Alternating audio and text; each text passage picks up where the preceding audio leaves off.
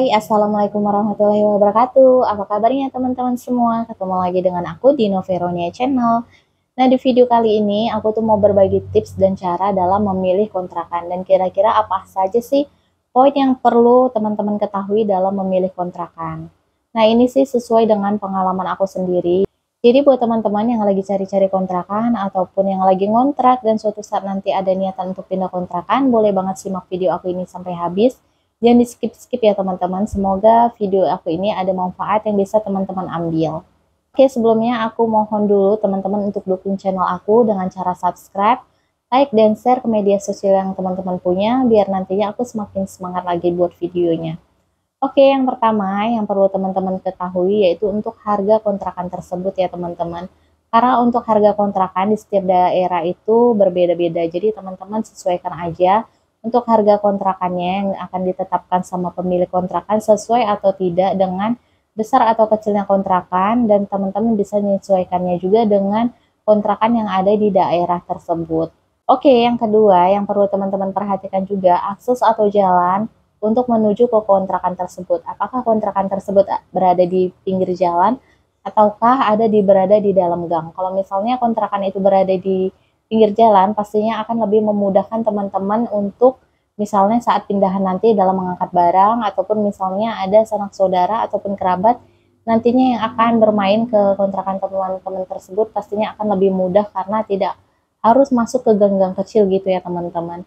Dan apalagi misalnya di kontrakan tersebut memiliki lahan parkir yang lumayan luas seperti di tempat aku ini, pastinya itu menjadi suatu poin plus ya teman-teman. Jadi selain bisa untuk tempat parkir, juga bisa untuk tempat bermain anak-anak. Jadi suatu saat misalnya teman ataupun kerabat yang pengen main ke tempat kita itu tidak bingung lagi untuk tempat parkirnya gitu ya teman-teman. Tapi yang perlu teman-teman ketahui juga kalau seperti di kontrakan aku ini, untuk lahan parkirnya itu lumayan luas dan di pinggir jalan, tapi ada minusnya juga yang harus teman-teman ketahui. Karena di tempat kontrakan aku ini tidak ada pagarnya ya teman-teman, jadi dia pelongan kayak gitu, jadi lumayan cukup waspada juga kalau misalnya kita yang memiliki kendaraan roda 4, karena tidak ada pagarnya ya teman-teman, jadi takut kehilangan. Karena sesuai pengalaman di kontrakan aku ini, ada salah satu tetangga aku yang pernah mengalami kendaraannya itu untuk kaca spionnya itu hilang ya teman-teman, karena itu tadi, karena tempatnya itu di pinggir jalan dan tidak ada pagarnya juga yang mengelilingi kontrakan tersebut. Lumayan khawatir juga ya untuk meletakkan kendaraan misalnya kayak roda 4 itu di depan pekarangan kita. Dan juga kalaupun kita yang memiliki anak kecil, pastinya lebih waspada juga, lebih memperhatikan saat anak-anak kita main di halaman ya teman-teman, karena takutnya mereka bermain ke jalanan. Kemudian yang perlu teman-teman ketahui juga, ini sesuai pengalaman aku sendiri, apakah lahan di kontrakan teman-teman tersebut, apakah pekarangannya itu mutlak milik pemilik kontrakan kita sendiri ataukah lahan orang lain. Alangkah baiknya kalau misalnya lahan itu milik pemilik kontrakan kita sendiri ya teman-teman, bukan milik orang lain. Karena dengan pengalaman aku sebelumnya, di kontrakan aku sebelumnya, jadi untuk kontrakannya itu benar-benar batasnya itu hanya untuk bangunannya itu sendiri, jadi untuk akses jalan dan lahan untuk di depan kontrakannya itu tanah milik orang lain teman-teman. Pastinya akan membuat kita suatu saat akan merasa risih ataupun merasa nggak nyaman, karena suatu saat bisa aja pemilik tanah tersebut tidak mengizinkan kita untuk parkir seenaknya di lahan mereka, ataupun pokoknya kita melakukan kegiatan di lahan yang bukan milik pemilik kontrakan kita teman-teman. Pastinya suatu saat itu akan membuat kita kayak ngerasa kurang nyaman kayak gitu teman-teman. Langkah baiknya teman tanya dulu untuk akses jalan ataupun pekarangannya itu milik siapa. Nah oke, ini aku menjabarkannya, aku mulai dari depan dulu sampai ke belakang ya teman-teman, dari mulai depan rumah aku sampai ke dapur aku, biar nantinya aku lebih enak untuk menjelaskannya. Kemudian yang perlu teman-teman ketahui juga untuk masalah listriknya. Nah masalah listriknya ini apakah memakai token ataukah memakai listrik biasa. Nah kalaupun memakai token itu akan lebih baik ya teman-teman, karena suatu saat tidak akan ada masalah.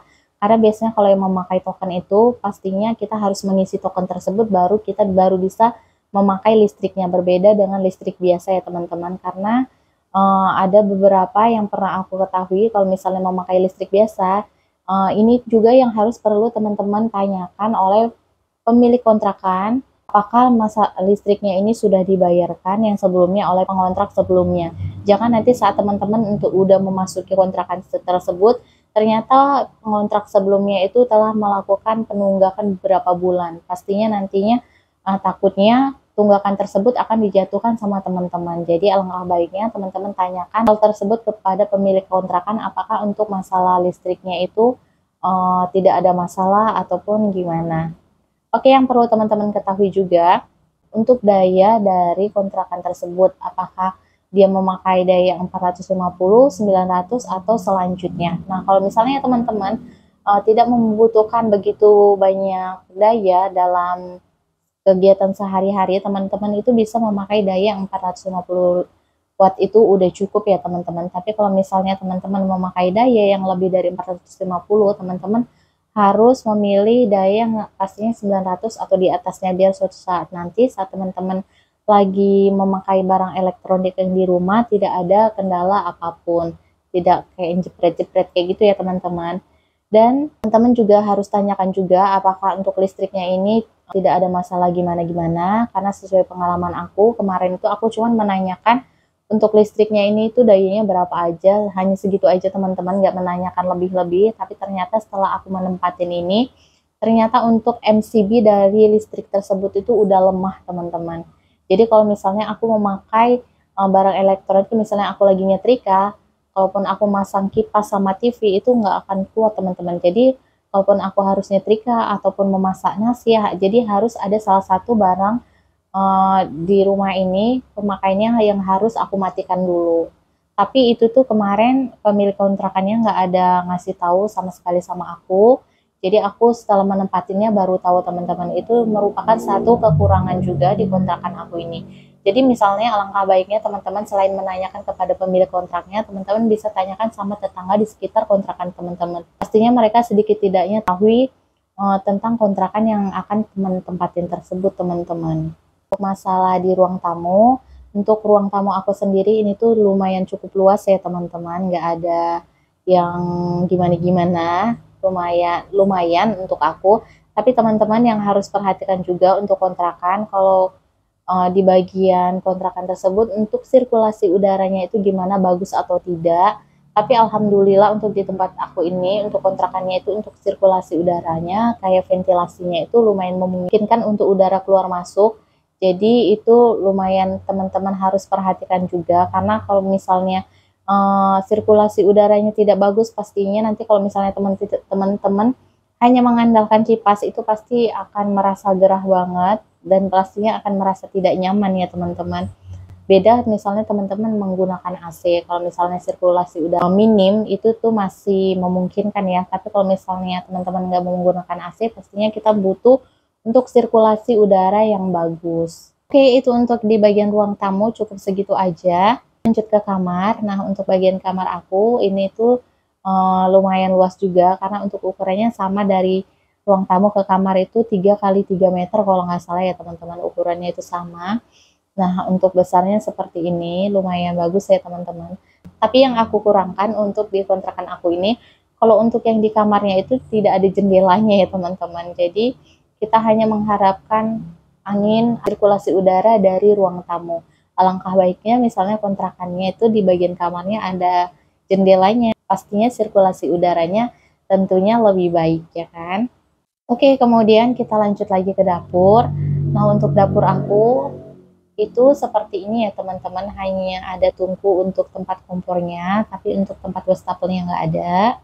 Tapi untuk sirkulasi udaranya lumayan bagus ya, karena ada lubang angin, walaupun nggak begitu besar, tapi itu cukup membantu untuk membuang sisa-sisa hasil masakan kita seperti uapan gitu ya teman-teman untuk keluar.